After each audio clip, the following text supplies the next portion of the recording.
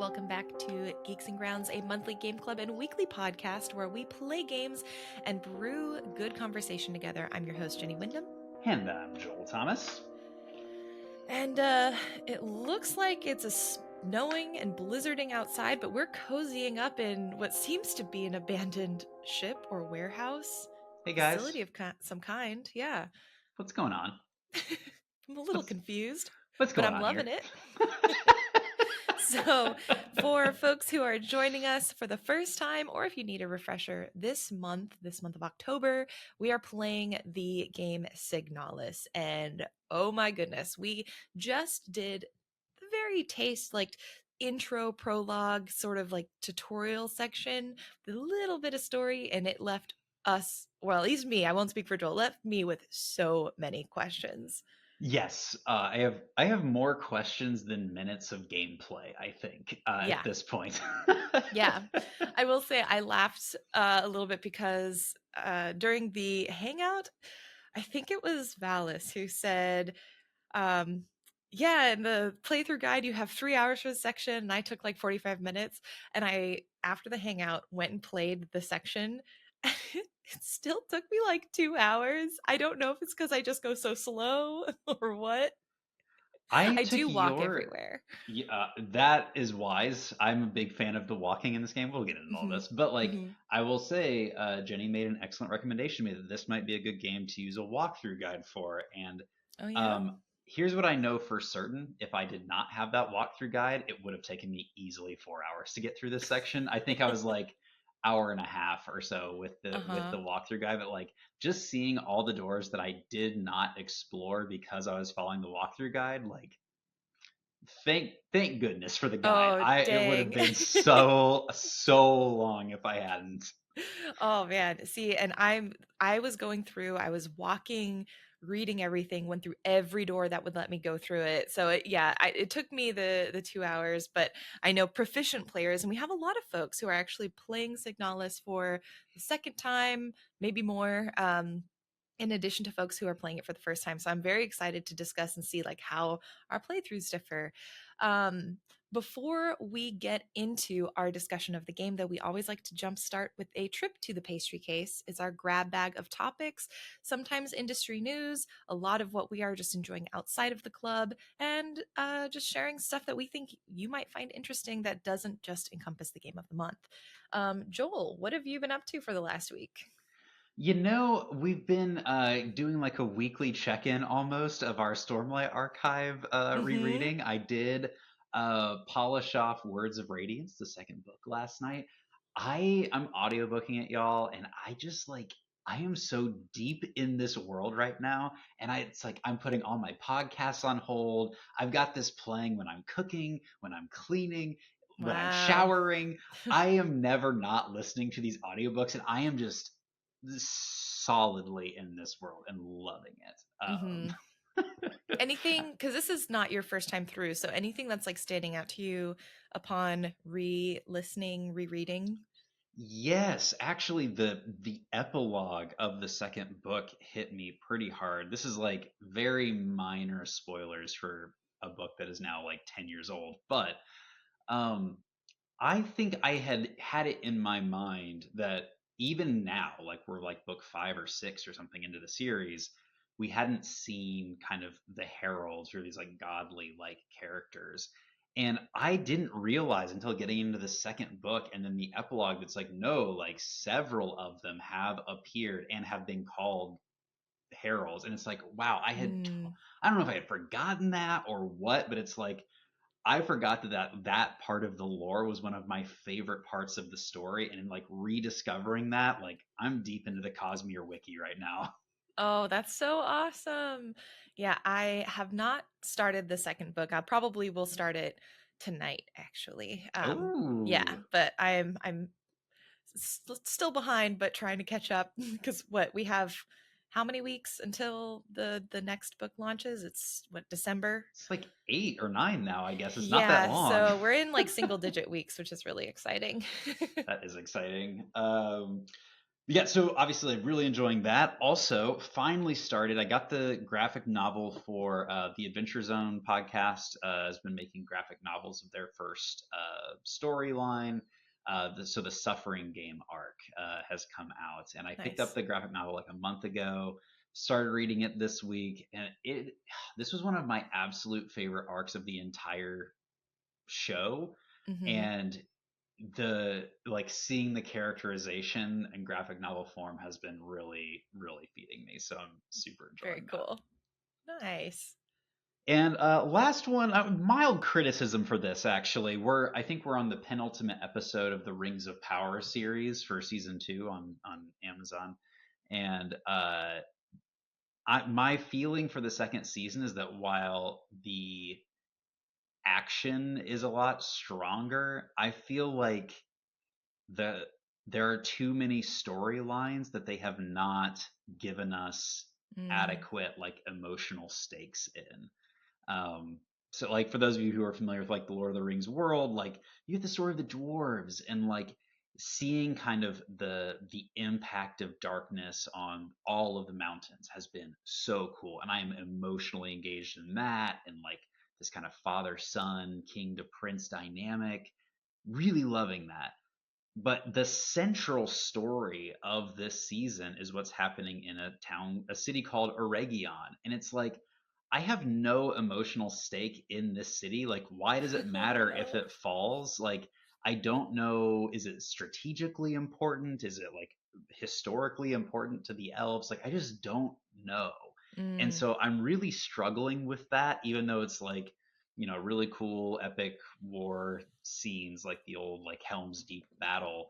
But I'm just like, I know why I cared about Helm's Deep, and I don't hmm. know why I should care about this. So mild criticism of that, but general feeling there. Yeah, that's the series I haven't started watching yet, but it's been on my list because I do like we're actually watching uh a little bit early this year, but we have had Lord of the Rings on in the background, just in the evenings, like when Sam is painting and I'm like doing some journaling and crafting.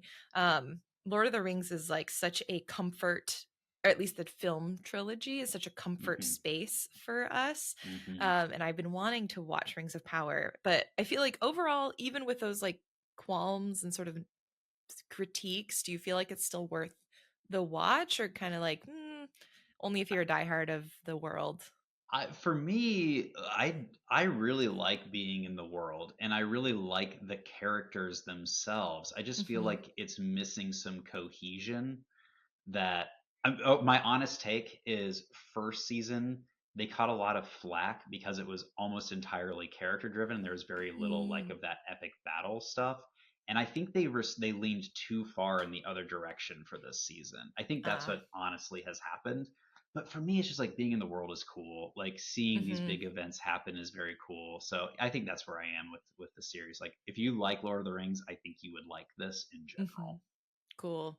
Yeah, I feel like when you mentioned Helm's Deep, it was funny because like those were the scenes in Lord of the Rings that I cared, like I cared about them from the story arc perspective, but like I could do away with the battle scenes. And so I probably will watch it because I think, again, they're conduits for the emotional story arc, you know, Yeah. at the end of the day. But I think it's really interesting that they did sort of like take that feedback, but then when, in your opinion, went too hard with it. Huh. I just feel like fanboys are ruining every fandom that I have right now, and this is just like the latest one to fall. What have you been getting Yeah. into, Jenny? So last week I talked about how high we go in the dark. I have it here with me because I think I actually went back and I put stickers in some of my favorite stories because I what is it, like marked them, and I'm not going to annotate like the book directly, but I want to maybe revisit them and like do a little bit more journaling on them. So as a refresher, it's by Sequoia Nagamatsu, and this is a collection of short stories that do have very light through lines between them. So it's kind of Mm, fun. You can read them as individual short stories, but if you read them together, in the order that the book puts them in, there is a timeline, and there are Easter eggs that you can start to see the ways that these stories are connected, which is really nice. I love that. um, it's set in a pandemic world, a fictional pandemic world, where the like ice caps have melted and viruses that have been stored within the ice have been released into the world. And this is something like obviously not at pandemic levels, but that has happened where it's like our earth is getting warmer and Mm. viruses and microbes have been released into the earth that have not been in the earth for a long time. And so that's kind of cool. I always love it when, sci-fi fantasy are grounded in that fiction or not nonfiction. And even though it's really, really, really depressing at times to read, like some of the most, I think, bleak stuff I've read in a while in terms of just the realities of what happens as a pandemic occurs, how society can turn, like they talk about euthanasia parks, funeral hotels, like really bleak stuff.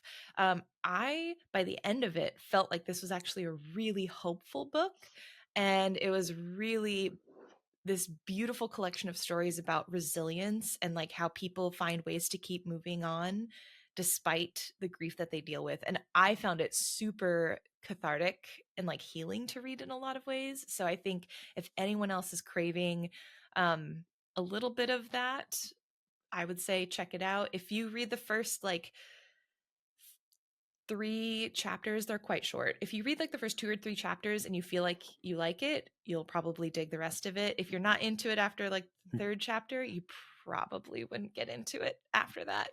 But yeah, super great recommendation. So thanks again, Alice. I really enjoyed it. That sounds Um, so cool. I yeah. did I see that you were playing Frostpunk? Yes, Is I that at am. all related to that? Like, because I don't really know much about Mm, Frostpunk. Is there any sort of like virus element to that? No, so this one, what I'm playing is Frostpunk 2, which is the sequel. Mm. And what is really cool, I actually am very much enjoying it because Frostpunk 1, while really good, was a little bit too difficult for me in terms of the survival aspect. The world has basically gone through a blizzard apocalypse, like an eternal winter, and you just have to survive. Like, that is the main premise of the game. And you do that by managing resources and making Mm. some really tough decisions, oftentimes resulting in like at least a semi dictatorship in some ways. Um, in Frostpunk 2, they added the element of having to balance like politics and the desires of the people within the city and the different factions of the city. So while as a player, it's really interesting, you can still have a level of like dictatorship in sense that you are the player, so Mm. you do what you want. At the end of the day, it is balanced and perhaps pushed back upon the different allegiances, alliances, and maybe enemies that you've made from the factions. So I found that I really liked Frostpunk 2 more than 1, which is, I think, for folks who love Frostpunk 1, maybe a bit controversial because I think the community is quite divided actually on this game. um Ah. but so not related, but yeah, I'm definitely in this like dystopic sort of vibe right Are we now. frosting or are we thawing? Either way, bad things are afoot. Right, exactly. um but as a here's other games that aren't as depressing, on their surface at least. I've been playing UFO 50, which has been a joy to play. If you are looking for like a variety pack of games, you cannot go any better than UFO 50. I think it's on Steam only, but I don't know. Maybe it's on Switch. But it's a collection of 50 games from a fictional indie studio. And so this is like a compilation pack arcade situation where you have these different game cartridges in the game that you like, they have an animation where you dust it off and that's like the game that you play. And they have quite literally every genre of game. Like so far I have played like a Splatoon like sort of painting colors, sort of, what is it? Control the area game. Hmm.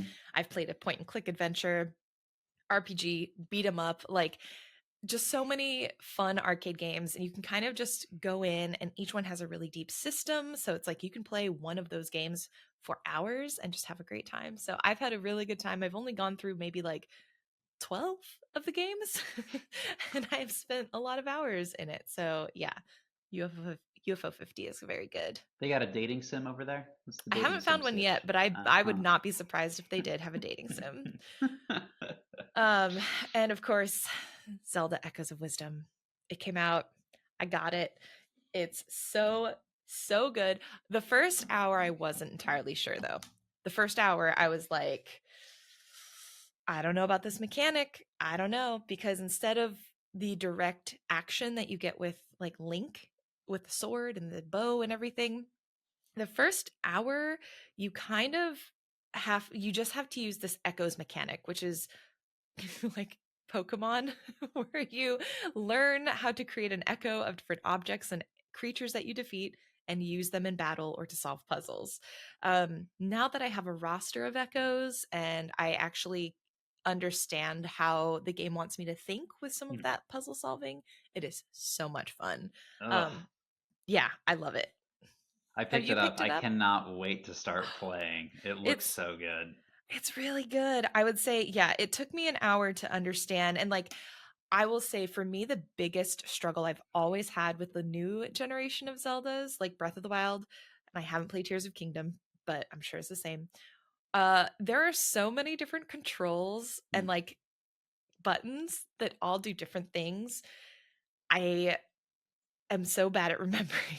And so it was a little bit of that with Echoes of Mm. Wisdom at first, but much to like a much lesser degree. So I think that's also what got me.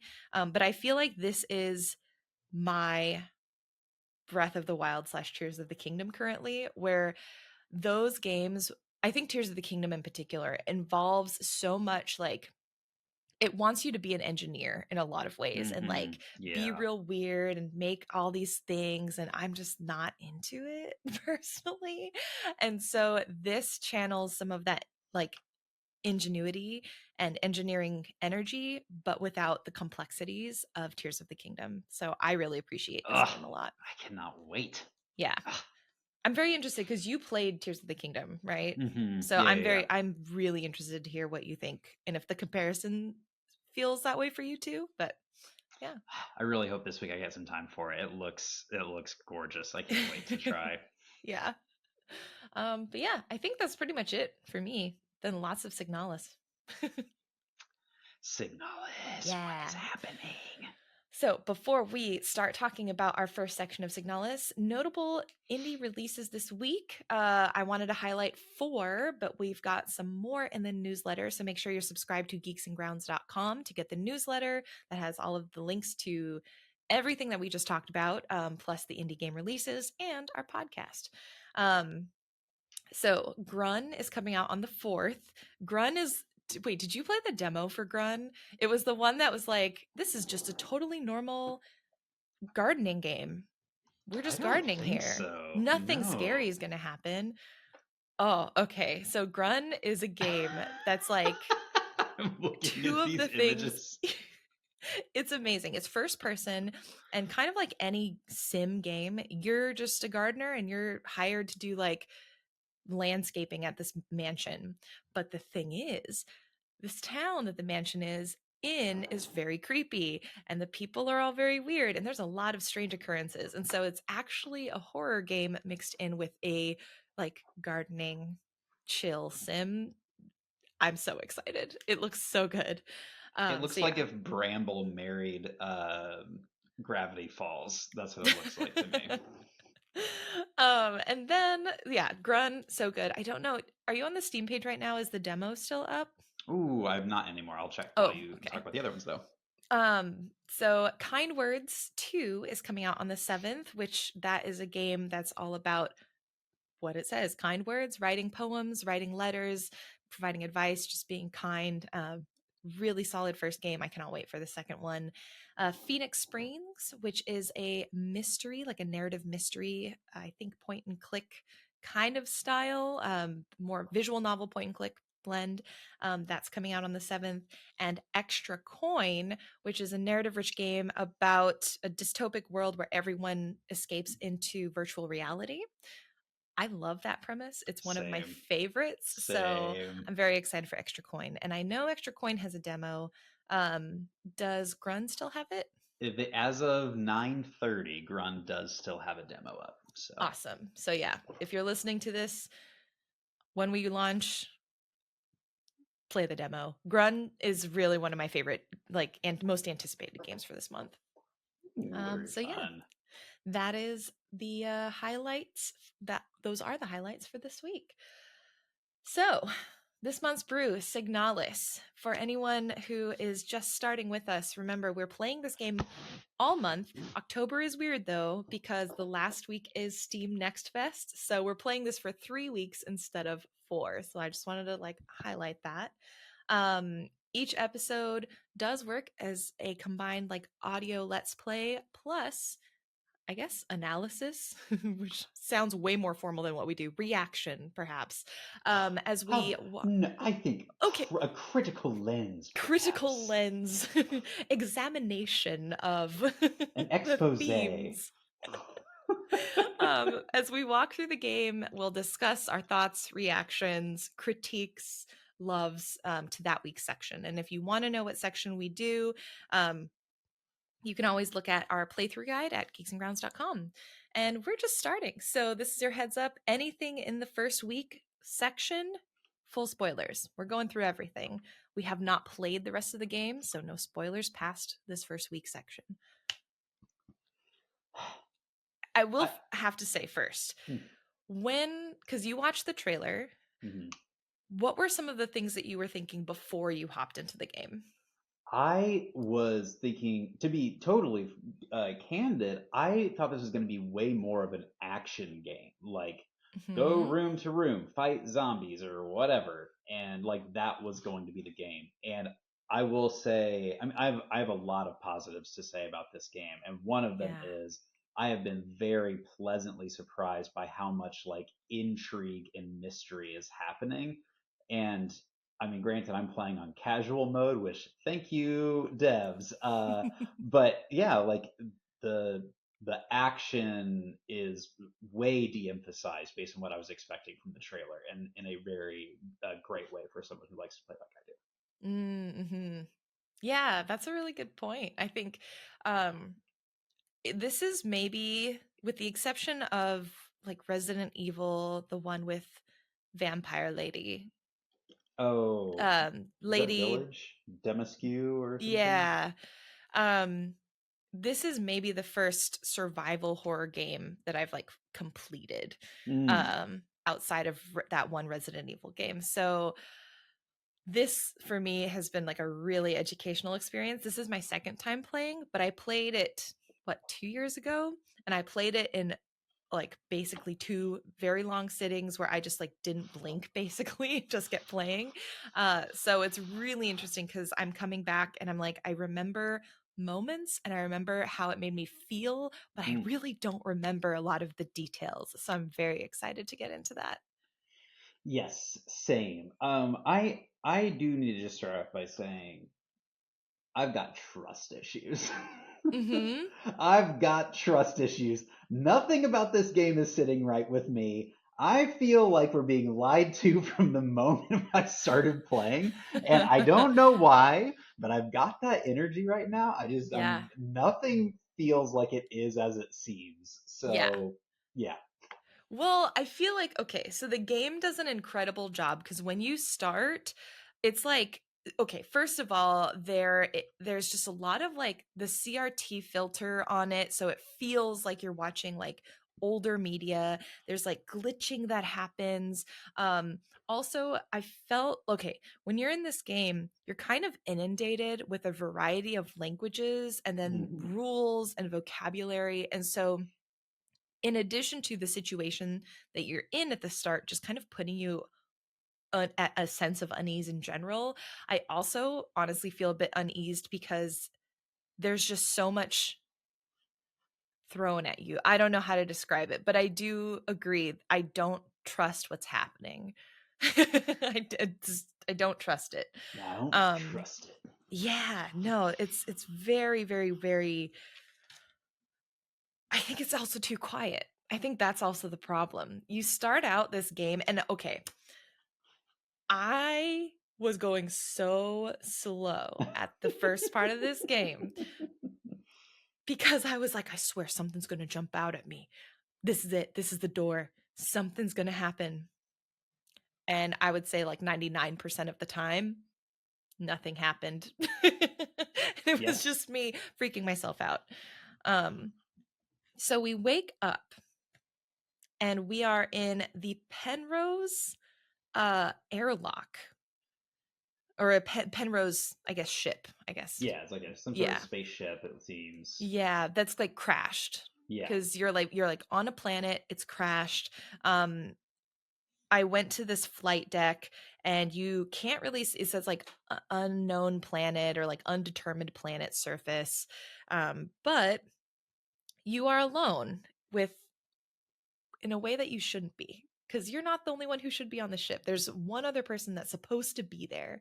And so the whole first section of this is you just exploring, getting your bearings on the Penrose, um, figuring out what is going on, and Yeah. you kind of don't get very many answers. Yeah, like literally the opening of this game sets you up to be like, this is all wrong. Yeah. Like just some of the like random things you find as you're in this like kind of opening exploration part of the ship, like you learn who you are. You're a replica, some sort of like bio Hmm. android character. Uh, something about like an LSTR, a land survey ship Yeah. technician replica. You are this replica. Hmm. And the opening kind of like you find manuals and things throughout this game, like it seems like you and this pilot that's supposed to be here with you Yeah. are supposed to be finding kind of uninhabited planets. Right. Yeah. So what I found out pretty quickly, because I went to the flight deck first, there's a Hmm. photograph. The human who's supposed to be with you is named A and then Young. And they call her a Gestalt pilot. Um, and then you're supposed to be like the replica that's paired with her. And yeah, you're a scout vehicle meant to explore unknown planets for help. Okay, also, here's the thing, help the great nation with your resources and finding extra planets to basically inhabit. So, immediately, also, very big, like, military war, particularly World War I and World War II vibes, like that era of technology, of literature, like all of that's, Propaganda. yeah, Yeah. propaganda, like that all is very pervasive throughout all of this intro and throughout the game. It's interesting because I actually am just now putting the pieces together. Are you looking for the pilot? That's the question, isn't it? Because I feel like at this point of the game, when we were looking, I felt like we were looking for the person who was in the photograph, and the person who was in the photograph I assumed is the person who was supposed to be in the cryo chamber that we open and isn't in there. But then the later on in the section it changes, so that actually is a really big question that you just asked, It honestly. didn't even occur to me that I might be looking for the pilot. So the whole way through this section of the game, I thought I was looking for someone from my past. And so again, immediate distrust of everything that's going on. It didn't even occur to me that I might be looking for the pilot, which makes a lot of sense. But there's like various things that are going to happen that make you really doubt your perception of what's happening in this game. Yeah, well, I feel like you should put like a bookmark on that thought, though I don't think the two maybe aren't like both can be true. I Yeah, feel right, like right, right. so. Yeah, what's really interesting, so we as we explore, the flight deck is one of the first places I went to, and that's Hmm. where I found the Yeah. photograph. That's where I found like a lot of information about just like who I was, and you can see the also the outside is like totally blizzardy. You can't see your hand in front of your face. And the photograph showed a white-haired person, Again, named A Young, I assumed, and there was a cryo code on the back. And so later on, when you look at that photo, the person in the photo is either different or it's a different photo. I'm jumping Yes. everywhere. There is like No, there is I so much. totally There's agree. because I was like, if it's not a different photo, if okay, here's the thing. I don't know if we have parallel stories happening. I don't know if we have two characters at different times, one character at multiple times. If we have, I don't know. I feel like I don't know who we are. I 100% agree with this. So like let's a little bit of like you've kind of chronologically laid out kind of Yeah. the opening salvo here, right? Like we're on this crash ship. There are some rooms that you can explore. We're getting a feel for some of the mechanics and the way puzzles are going to work in this game, which, by the way, I am loving how the Yeah. puzzles work in this game so far. Like, Yeah. you find this photo, and on the back, you find like a little sequence of images. It's like, oh, that's how I'm going to unlock the cryo chamber. Like, that type of, I found this thing, and that is a clue for how to do this other thing. I think so far, throughout this entire opening section of the game that we've played, I've loved almost every puzzle that we've encountered. Like it's been the Mm-hmm. perfect amount of like these things fit together to make this other thing happen, and I'm Yep. really digging that. Yep. I'll throw this out too because you've referenced like the CRT thing early on, cathode Mm-hmm. ray tube for those of you who are listening along and not initiated. Um, I am really intrigued and enjoying the style of this game. So Mm-hmm. it looks like you're playing like almost an old like PlayStation 1 game. Mm-hmm. But what's interesting about that is at the time when PlayStation 1 games are coming out and you saw this type of like Metal Gear type uh, style of imagery, the conversation in the 90s was this is so realistic. Can you believe how realistic this is? Mm-hmm. And like stylistically, to be playing a game that is replicating something from the 90s as a clear art style to kind of avoid the realism we are capable of, quote, realism we are capable of Mm-hmm. in 2024 is such a fascinating like stylistic choice to me, and I Yeah. really like that, like Yeah. in a way that like pixel art doesn't, in a way that like we're replicating what realism was in the 90s. I think is like such a cool idea. Mm-hmm. Yeah, I really, especially horror games, I've noticed have really taken on a lot of like PS1, PS2 graphics, and I love it. Like Crow County is one that came out also relatively recently. Did you end up playing Crow County? No. Um, that's another one where I'm sure we'll play Crow County at some point because it is very, very good. Um, that takes on that like PlayStation 1, PlayStation 2 kind of era, polygonal, like back in the day we thought it looked real and now it's like, oh no, it's definitely Yeah, not. yeah, yeah. So yeah, that's a really, really good point. So chronologically, as you finish exploring the ship, you mentioned you go off the ship. There's kind of a Hmm. whiteout, um, and throughout this whole section, there are going to be like random flash visions that you have, and it's really hard to figure out what are you actually experiencing right now. So even the whiteout Hmm. for me was like, what is happening with this whiteout? Right. As a side note, last bit I wrote down for unease in the Penrose ship, blood kind of just like everywhere too. There's blood all over the place and you're just like, why? Something happened Oh ostensibly yeah. not good. Um, but to your point, I okay.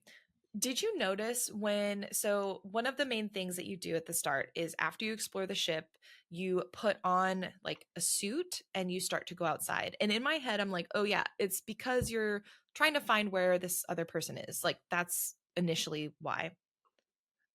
I see a light Uh-huh. bulb No, moment keep going. happening. Okay. Keep going. As you're walking out, what is really fascinating is also your perspective changes from third person, where you're looking down on the character, to first person. So that was one flag because it happens at specific points in time Correct. quite frequently that you Hmm. change perspective. But also, as you're looking up and you're walking through the snowstorm, I couldn't quite tell what it was, but there was like a gate in the distance. Did you see that? There's like a Yes. mysterious gate. Kind of, I couldn't tell if it was either up on a mountain, or it was floating in the sky. It looked like there was like two sort of like planets behind it, or like moons or suns or something. Um, but yeah, sorry. I want you to, you look like you had like a No, moment. it's just the disbelief of everything. Because like Yeah. you mentioned this the suit that you put on, and like there's a Hmm. part in like a manual or something that says like you should wear a suit because the outside environment should be might be dangerous. Right. But the next time you see the character, you're not wearing that suit.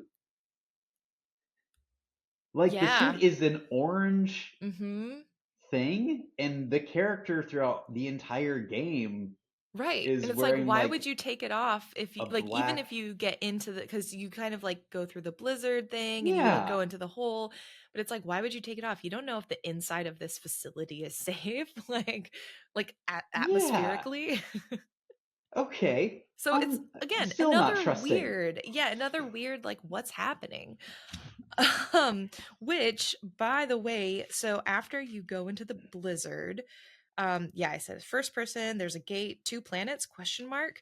Um, don't know what we're looking at there. Maybe it's just a weird, we're on a different planet, maybe.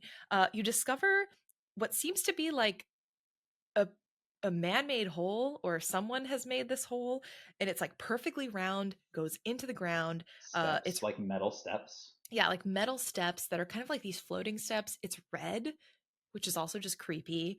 There were like dark splatters all around the ring, and I'm like, maybe that was just like the graphics. At first I thought it was like blood. I don't know what's going on. Again, lots of questions. And then in the hole, you see another hole, and you're like, I guess I should crawl in it because there's a light, and it's like there's like a red light over there. I guess I'll go in. And the whole time I'm like, what is happening? And as we discussed, like, you're this LSTR thing. Mhm. Mhm. You are explicitly looking for uninhabited planets. You happened to crash land into one that is habited, like that has human made structures on it. Like, I I don't don't trust it. know. I I don't don't know. trust it. Yeah. Um Also, one thing we didn't mention that I thought, again, just kind of more questions. We saw a note. I wrote just I don't know why I wrote this, but it's vocab to add. The Usians People Navy. So there's like a lot of terms that we're getting that I'm still trying to figure out what they mean. But Usian People's Navy is one that I wrote down for some reason.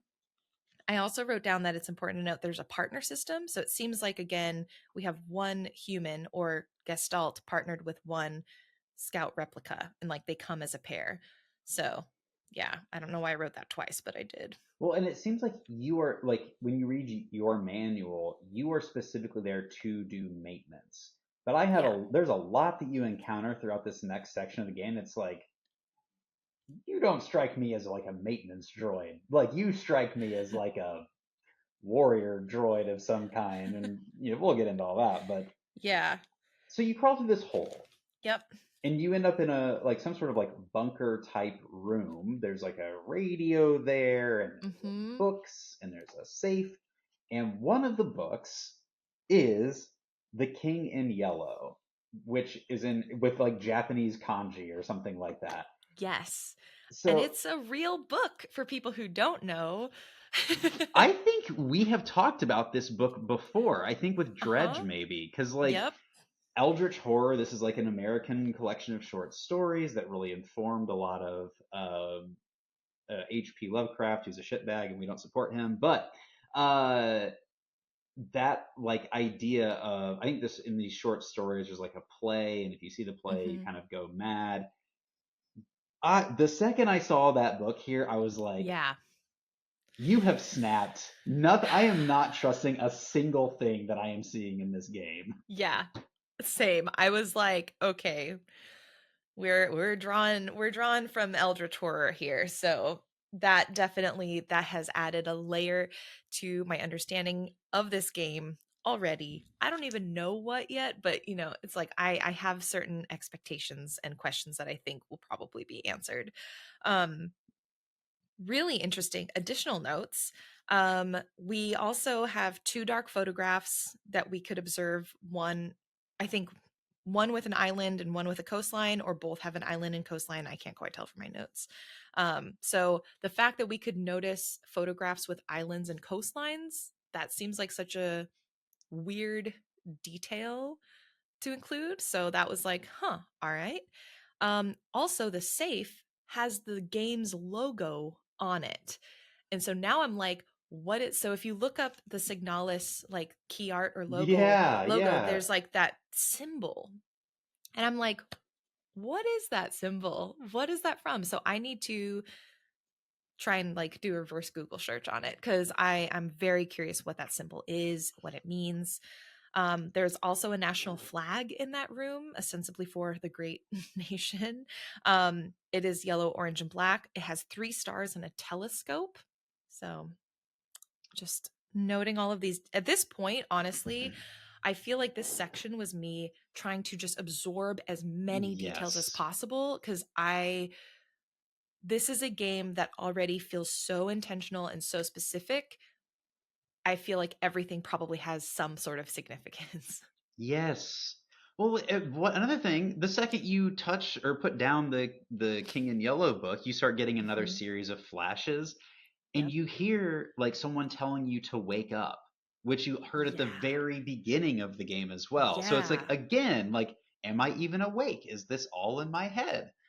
Did I like literally the first thing I wrote down is, did I cause the crash? Like, there's only supposed to be 2 people on this ship. Mhm. There's a lot of blood. I And I'm the only one left. I'm the only So, one left. No, I don't know. yeah. So after picking up the book, my only big letters, excuse me, it says fever dream. um, I wrote down mysterious island, red screen, bloody knife, blood dripping on the logo. Quote, sacrifice. I also wrote 2 lines where Earth's pores, oh, sorry, great holes secretly are digged where Earth's pores ought to suffice, and things have learnt to walk that ought to crawl, and remember our promise. There was a lot, like, we got like So flashes of much. so much. Oh, And the yeah, and blonde then, girl was there. yeah, and the girl was there, and then our face disintegrates, which is honestly how I felt by the end. I was like, this is like a face melting montage of clips. Yes. I get it. Yep. Because, So, oh, sorry. go ahead. I was gonna say like my this is where it's like up until you said maybe we were looking for the Gestalt woman. Like Hmm. I the entire time up until this recording was like, oh, I'm looking for this blonde woman, and now I'm like, wait a second.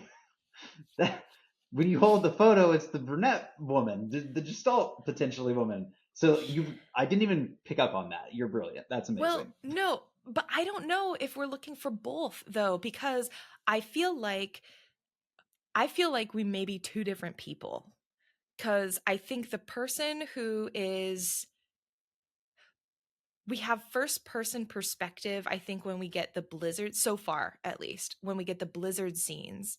I think that person is looking for, it's like the white or blonde haired girl. I think the person who's in the, what is the orbital, Lang orbital? I think the person who's in Lang orbital is looking for the brunette. I don't know how the connection, I don't know what the connection is yet. My God, I feel so like, because I'm like, I played this game. I should remember, and I don't, which is like really fun, but also really frustrating because I'm like, I know somewhere in the back of my mind it's like locked somewhere. But current theory, I think we're two different people, and I think we have two different time periods, or they're like parallel universes, like stacked on each other. I think. I really like your 2 different people theory. Hmm.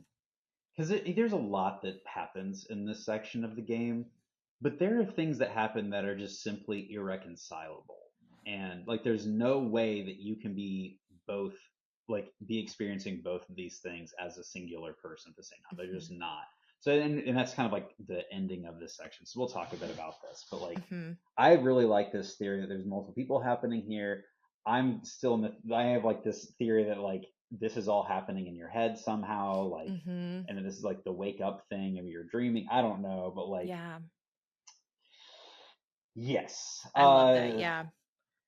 But I think like the practical thing that is happening here as you've like stumbled into this first person room, you have the opportunity to walk through a door and you go back to your third person perspective in the like the black suit, Mm-hmm. not the external like you're putting on your airlock orange jumpsuit. So like Mm-hmm. that's got to mean something. And you kind of, in the same way that we were exploring the ship earlier, we are now going to enter into a period where we are exploring what seems to be some sort of underground colony on Right. this planet. Yeah, like a mining colony or mining facility.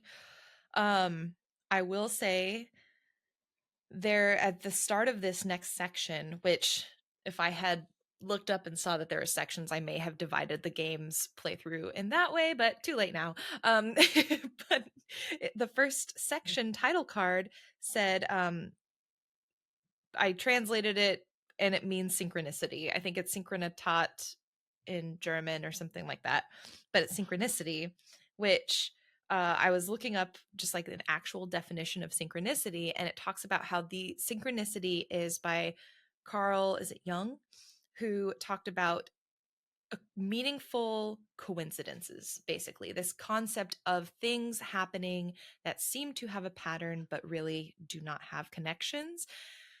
And I think that's a really interesting title card for this. And that's also why I think maybe we're two different people or two different replicas experiencing two different storylines at this point. Oh, I love that. I love We'll that. see if it's true. Oof, good catch on the synchronicitat.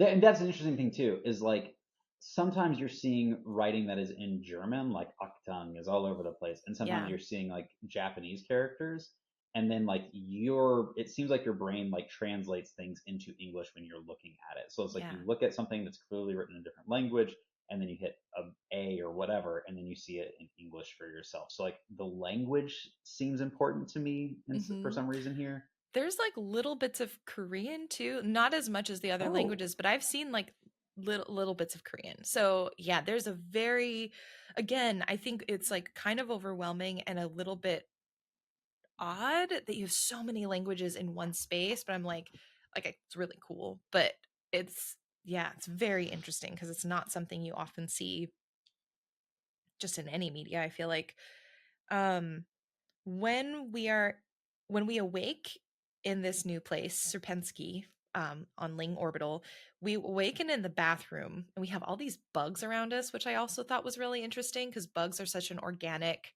mhm. thing compared to Yep. everything else being so mechanical around us. Um, and then there's a welcome pamphlet that says that you have selected or have been selected to like come and relocate to Ling. And I was like, interesting. That's Yep. very specific wording. You've been selected to relocate. There is a word redacted, and we actually see words redacted throughout our playthrough as we are reading documents. And so I'm like, what's been redacted? Gotta find out what. Don't know yet. There's like you find at one point messages on like a new word or phrase or something is now banned, and like anytime you Mm-hmm. see it you can describe it, so it's like oh so like it's like something that happens progressively in this community that words or phrases are Yeah. stricken from very like 1984 like Yep. stricken from the record kind of thing. And we see this with books as well. I think in the study or the bedroom bunker that we were in prior to this section, um, in addition to The King in Yellow, there were some other books. And there's actually the comment that your character makes about, like, these are old, I think, like imperial books, and they've probably been banned. I think your character says something along those lines. So it's Yeah, like, there's definitely again these sort of fascist like undertones to the government that exist in this area. Um, there's also we, like warnings both for and against counter revolutionaries throughout that you find. yes. And so there's certainly some like multi-factional thing at Hmm. play. And I have no idea like where we fall on that spectrum as characters in either. Yeah. Um, yeah, I think actually, what was it? There was a character or a page, I think, that you find, or a file in one of the rooms a little bit later on that shows people who were caught with different infringements and they were punished for it. And some of these infringements were like they said a banned word, or they did this thing, or they were got confiscated because they had these banned books. And so um, I think, yeah, there's definitely some really interesting factions that we're probably going to be learning more about. Did you ever figure out what the word aeon means, like specifically? Because we see it everywhere, and I have like a general vibe of like, No. I think. I think Aeon is maybe like either the ship or the entity, or like it's some overarching like company thing, Hmm. government thing, but Aeon is everywhere and I'm not quite sure what it is yet. I just couldn't stop thinking Aeon Flux, and Ah, that was all I got. yeah. So, I mean, because there's a lot of references. Like, there seem to be like clear references to like Ghost in Shell and things like Yeah. that. Like, this game is referential, and so it's like I can't tell if that is a thing that matters or like referential, or and Mm, I don't know what matters in this game. Period. So, yeah. I don't know. See, and I'm I'm just like, vibing. I feel like everything matters. So I'm just like That's probably trying to that's a absorb safer this. way to move forward. uh Probably. Leads to insanity, I feel like. Leads to madness. We're the ones who go insane. Yeah. Also, little details that I thought were interesting. You can allocate rations to loved ones. You just have to ask a protector, uh, which we see the word protector a bunch. It is seems to be a class of replica. So we've got different classes of replica that we learn about. I also noticed we have a rule of six, which I thought was kind of a fun way to indicate to the player a rule of only six items at a time in your inventory. But in game and in lore, it's about private property as a privilege. Like, so really fun details there. Can we talk about the protector thing? Mm-hmm. Like, so a central mechanic of this game, because we're going to be exploring this mine shaft, and some things are Yep. locked and some things are unlocked. Um, Coming back to this question of like, who the heck even are we? Yep. It seems as though when we find some of these IDs, our picture is already on them.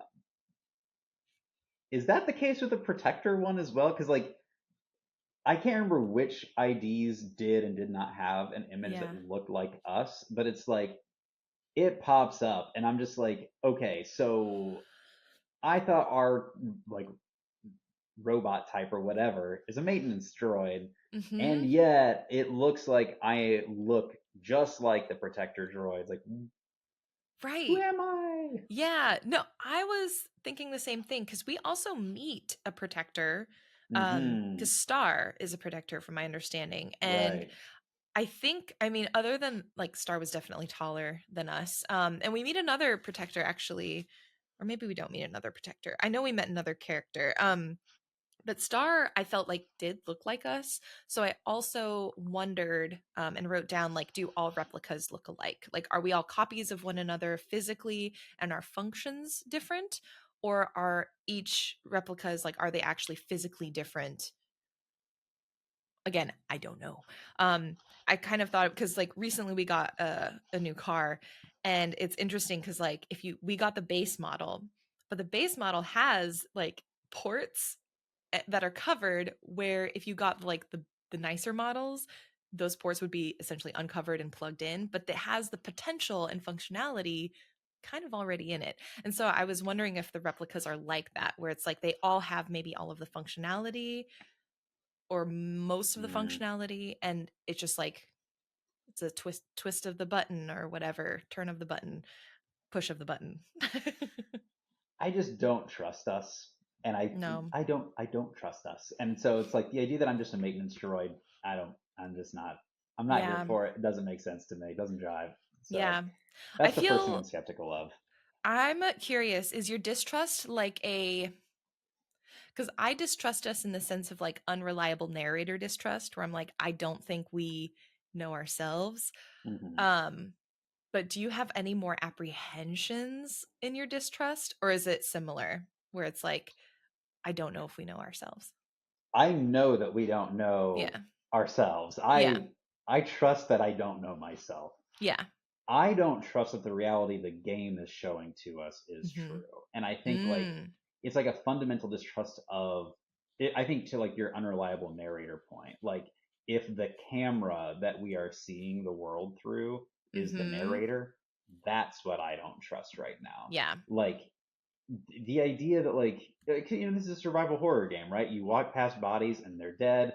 You walk past them again and they're alive, and you can shoot them. And it's like, is that is Mm-hmm. that real? It doesn't Yeah. feel real to me. I'll Yeah. tell you what feels fundamentally unreal to me. You mentioned Star, who's a character that we kind of encounter, some sort of like Yeah. a protector, like has a shotgun, yada yada. There's another character that we meet throughout our exploration named Issa, Issa Ito, Yes. perhaps, who is also looking for someone. It sounds like she's looking for her sister. She looks to me just like the person in the picture that we've been carrying around. So when we walked up to her, I was like, oh shit, she's here. Game over. We found her. And then it's like, no, apparently I'm not looking for that person who looks to me just like this character. Yeah.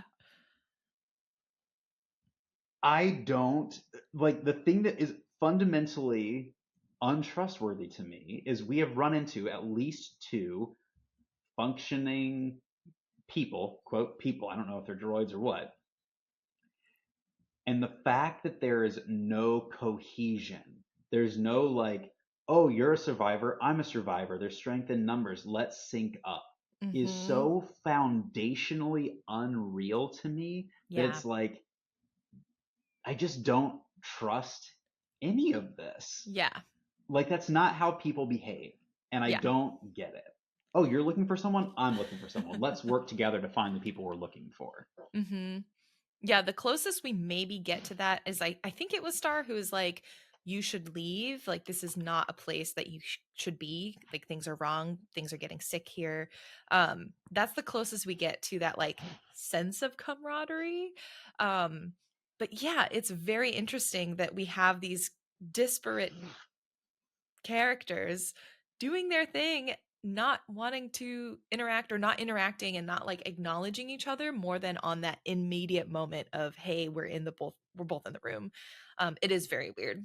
And there's no threat to it. Like, oh, you're walking in and I'm not drawing down on you. Like, are the zombies just that obvious that we're not worried that you might be an infected zombie? Like, you find clues that like there's a flu going around or Right. something, right? Like, Right.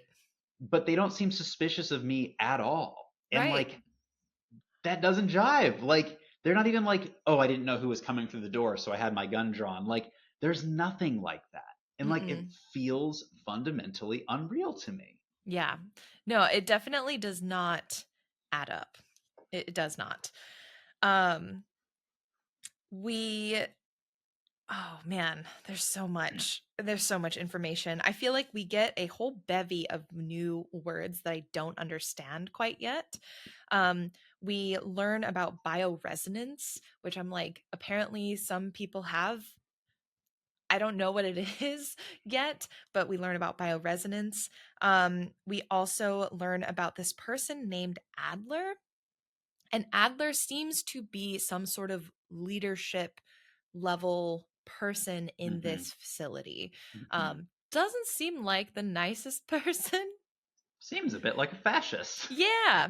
So we got a little bit of a dictator vibe from Adler, but we have not, like, I don't have anything super conclusive in terms of what major role does he play other than as a leader in this facility.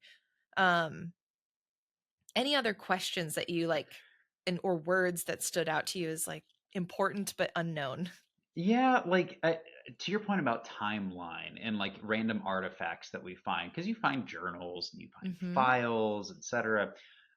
But there's one specific diary that you find from a character named Alina, I think is her name. Mm-hmm. And it struck me as interesting because I was like, oh, is Alina the character we're looking for? And the reason that Mhm. I asked that is because in the diary it references Elster, which is who you Yes. understand to be kind of the main character that you are playing, the Yeah. character in black at least that you were playing. Yeah. Well, the photograph, I think, because I wrote down the woman, the brown-haired woman in the photo is Alina So. So I think it is. I think Alina is the person we're looking for. But One of the she's people. writing about you, Elster, as though you have been here. Like, I can't remember what the exact diary entry is, but she references like Mhm. Elster did this thing. And it's like, but no, I just came down a hole and crawled through a hole and I've only been here for 55 minutes. Like Mhm. some what do you mean I was already here? Yeah. What does that mean? Yeah. So again, this goes back to I think we're multiple people in this game. I don't think the Elster, that we started with is the one that we are currently, and that actually goes to, speaking of artifacts, as we're exploring this sort of initial area on the orbital, we stumble across a butterfly box. Um, and this butterfly box, I think, is one of the more significant items to me from this section of the Mm-hmm. playthrough. Mm-hmm. As we explore, we get the pieces of the key, we put it in the box, and upon opening the box, there's a plate. I think it's a plate of infinity, is what it was called. Eternity, maybe? Eternity? Eternity, yeah. Eternity. Yep, eternity. And this plate, before we pick it up, initiates another flash memory situation where we're back in first person, we're back in the blizzard, and yeah, so we're then sort of traveling through space and time in some form. And and And so you're finding a radio tower and you kind of like move through and yep. you find a note that you as this character seem to be looking for your sister, which is also Issa is looking for her sister. So I'm like, Mhm. oh, is this the sister that Issa is looking for? Like I am somehow playing both of these characters, first Mhm. person as Issa's sister, third person as Elster. Maybe I don't know. Yeah. But could that be the bioresonance? Like maybe I'm resonating with maybe they're the two characters that are I Yeah, I don't know. I think bioresonance for me, I just still have a big, big question mark. You get the ability then to align with radio frequencies I when you're love at this this. radio tower, which is really fun. Again, just another example of like the really good tactile puzzles that are in this game. Um, and we then flash back into Penrose, or not Penrose, Orbital Ling. So, Ling Orbital. So, again, we're just playing with a lot of memories for this initial section. I mean, huge shout out to the creators of this particular radio puzzle mechanic that like you have a series of radio frequencies you can tune into, and when you see a given symbol like a tree or a moon or the sun or whatever, that tells you which radio frequency to tune into, which decodes Mhm. into your code for opening whatever it is. Like that is so interesting. Yeah. However, there was one puzzle that took me so long to get through, and that was the physical key that you're like adjusting the Oh, yeah. pins on, or like you're building and degrading the pin. Because like oh god, it eventually it quote clicked for me because I figured out like, oh, you're trying to make a solid line on the bottom, but Yeah. the whole time I was trying to get the pins to fit into the holes at the top, and it wasn't working, and I was like, I was even following the walkthrough guide and I could not figure it out. Oh, So no. I probably spent 35 plus minutes on this one key. So yeah, that got me. That's really But funny. now Oh, I know what no. I'm looking for at least. So I got that. Mhm. But Mhm. Um, yeah, it's funny because that was actually one of my favorite puzzles because it was like just so it was tactile in a way that my brain was like, yeah, this is it. This is so good. I feel That's like really I'll like it if we hit it again, but I did yeah. not like it the first time. Yeah, for sure, for sure. Um, let's see. I'm trying to see. if there's anything else major leading up to the ending of this section that we missed. Um, Can I ask a question? yes. Why are there so many characters in this game? It feels like in this kind of survival horror where you're looking for one person, it shouldn't be necessary to have other characters that you're running into. Mm-hmm. And it feels odd to me. And the fact that like it's unclear why they're hanging around, like what are do you just live here now? Like what's going on? Like Yeah. why do you think they have included so many additional characters in this like survival world? I think that's a really, really good question. I think, again, I don't know. I feel like this idea of replication, like we are called replicas. I wonder if there are connections between, I don't know about the humans, like Hmm. that's maybe a little different, but I think, especially meeting all of the different replicas, like Storch and Star and all of them, I feel like perhaps if we are actually replicated from one another, if we like physically have like the same face, there's a connection there. And I feel like that is significant and important. And I think it's a good call out and a good question as to why you think these characters are included. I don't know. What about you? What do you think?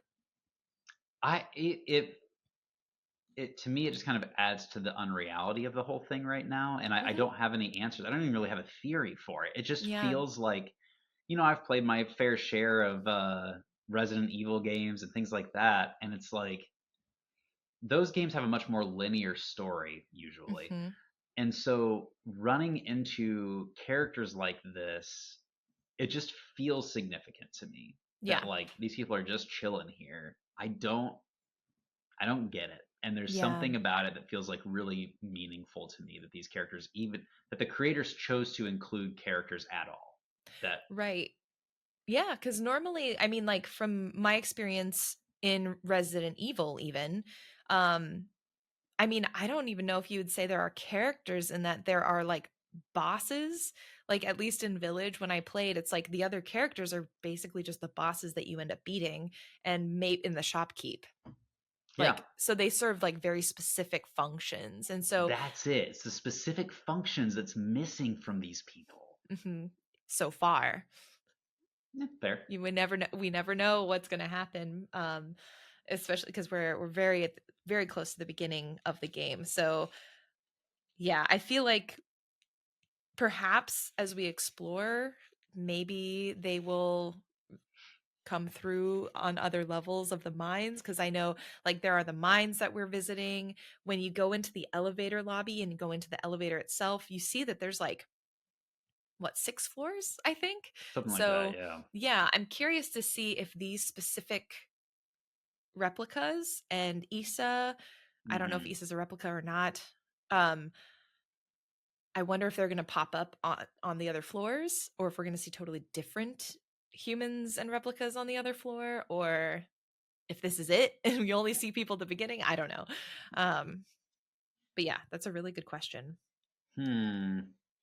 And there's also, we haven't really talked about this, but like the word, gestalt itself is Mm-hmm. kind of an interesting word that keeps popping up. Mm-hmm. And I don't know, when people use that phrase in English, it kind of bothers me a bit because I feel like it has such an ambiguous meaning. It's like, oh, we're the sum of our parts, or are we more than the sum of our parts? It's like, okay, Mm-hmm. whatever. But like the German elements of this just like it seems significant to me. Like, why is our pilot kind of called that Yeah. specifically?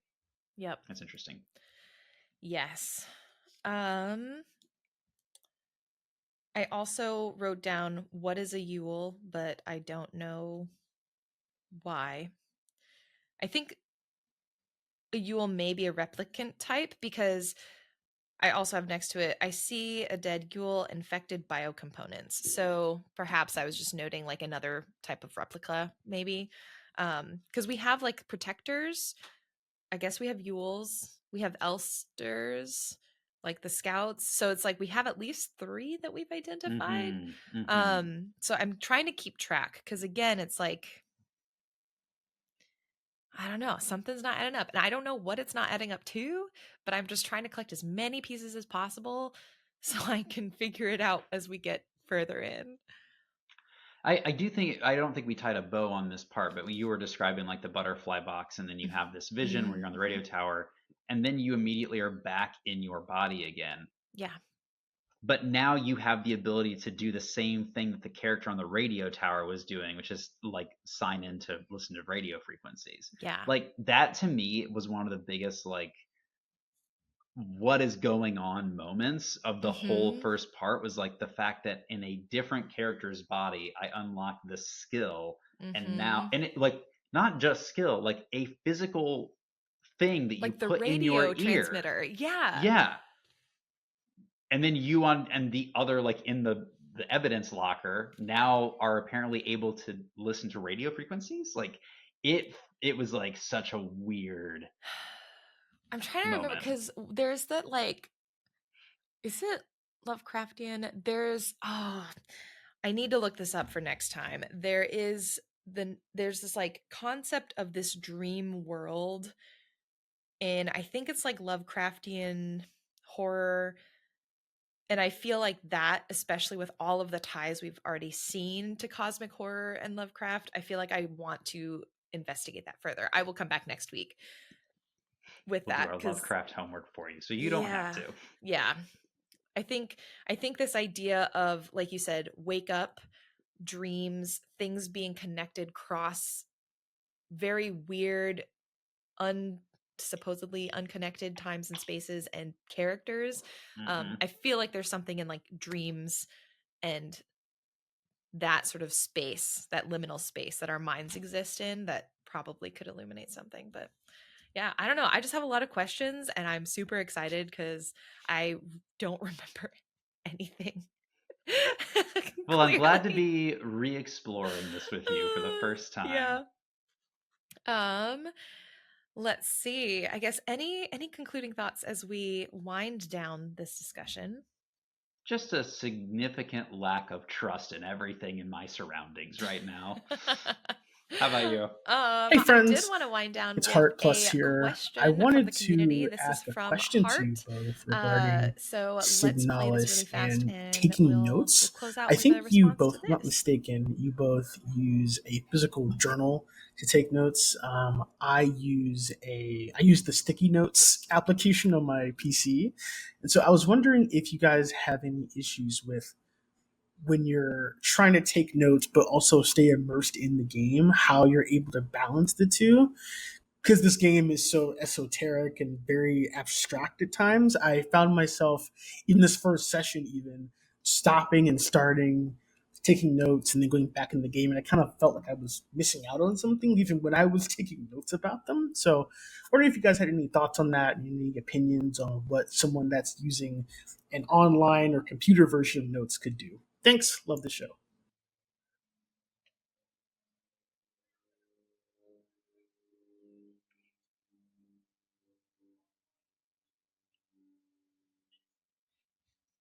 Yay, thank you, Heart. Thanks, That's so Heart. cool. Yeah, for anyone who Ooh. wants to leave a question, voicemail, comment on the section of the game, please again go to geeksandgrounds.com. It's also pinned in the Discord if you'd like. But yeah, Joel, did you want to kick off note taking tips? What are your strategies for this game or just in general? I think what I will say is, so I don't know if y'all know this, but like we do this podcast based on the games that we play, and so it's actually really important that I write things down, because if I don't, then we'll show up and I won't remember anything that's happened in the game that we finished. So I guess what I will say is this: it 100% slows me down to stop playing and take a note about something that's happened or something that I'm curious about or what have you. But what I have definitely noticed since I started game journaling because of Geeks and Grounds, which was, the January before last, is the games that we play for Geeks and Grounds stick with me in a way that no other games that I play stick with me. So it's like, does it break my like in the moment immersion sometimes to like oh wait, that little number sequence or that little quote seems significant, so I'm gonna like hit the home button so that I can write that down without missing anything. 100%, that is true. Like I think I'm missing out on that, like, oh shit, I'm in the moment Mm. experience. But the reward of when the game is over, that I've appreciated so many more elements than games that I don't game journal for, which is like all the games that I play personally, I don't game journal for, I think is way worth it for me. Like I have a degree of understanding, critical analysis, and appreciation of games that I journal for Geeks and Grounds so much more than games that I play for my personal life. How about That you? that warms my heart to hear. I am a fairly long time game journaler, but it does change depending on the game and just like my general For sure. mood, I would say.